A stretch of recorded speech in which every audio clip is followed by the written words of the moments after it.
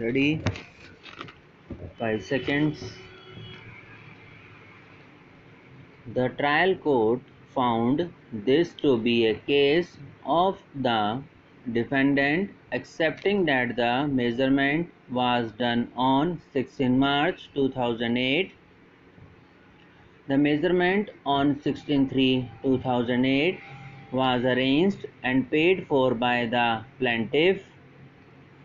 It again, according to the trial court, indicated the readiness and willingness on the part of the plaintiff and that the defendant was negligent in performing his part. In court, the property was got measured by the commissioner with the help of Taluk surveyor. XC2 is the report and XC2A is the survey plan prepared by the commissioner. They show that extent in possession of the defendant on the strength of the title deed is 71.70 cents. 4.25 cents has been taken out from the property of the defendant for road. Another extent of 0.375 cents was found to be in the possession of a third party. These facts are found to be admitted by defendant as DW1. Measurement in such circumstances was found absolutely necessary for the completion of the sale transaction. As regards both the plaintiff and defendant asserting that they were before the sub-registrar on 24 March 2008, the trial court found no meaning in the same. Both sides were aware that without measurement it would not have been possible to complete the transaction. The plaintiff found on measurement that only lesser extent is available.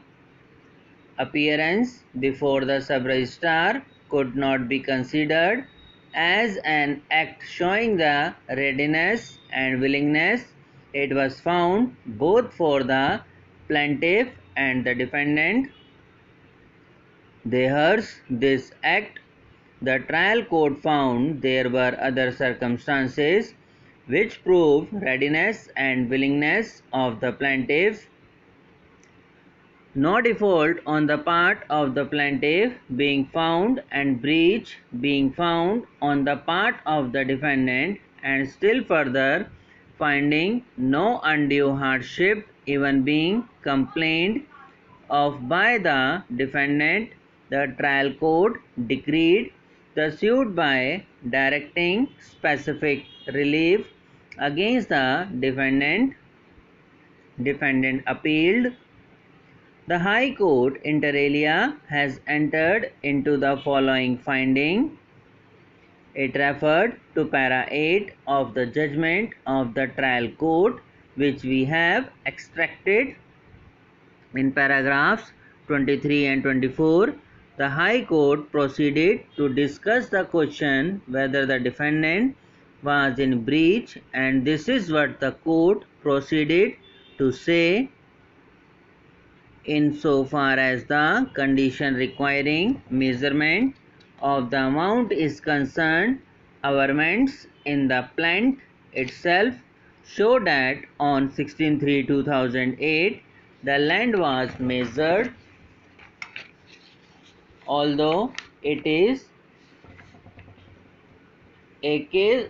case of the respondent that it was he who got the land measured, the appellant contending that it was at his instance the land was measured.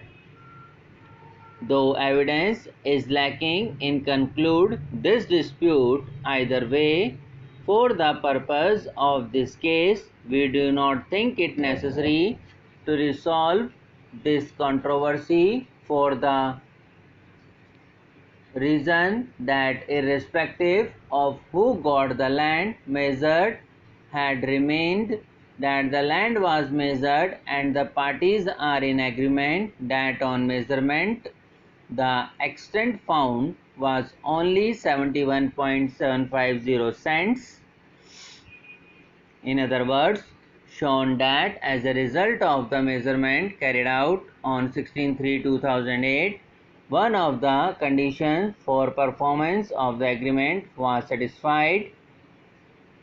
Insofar as the title of the appellant is concerned, even the respondent plaintiff has no case that the appellant did not have title or that it was defective, and the question of handling over the title deeds arise only at the time of execution of the sale deed.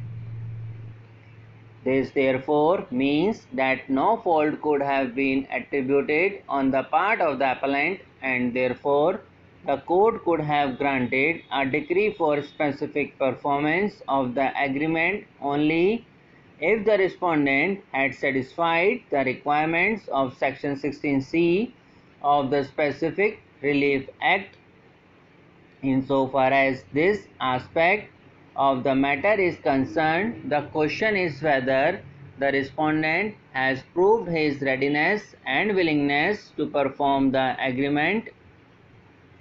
After referring to various decisions of this court and of the High Court, the High Court proceeded to find that a finding of breach by the vendor in performing his obligations would not be sufficient for a court to decree specific performance.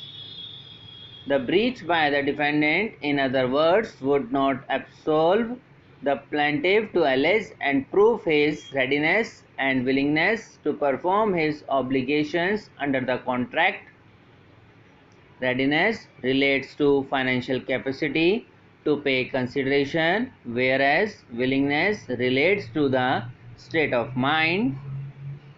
Following are the findings which we may refer to. While readiness indicates the physical capacity of the respondent to perform the agreement, willingness indicates his state of mind.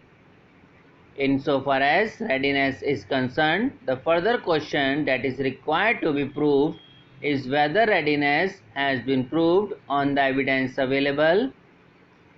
We have already referred to paragraph 8 of the judgment and the oral evidence of PW1, which to our mind do not help the respondent plaintiff to prove his case of readiness or his capacity to perform the agreement. Subscribe now and press the bell icon. Never miss an update.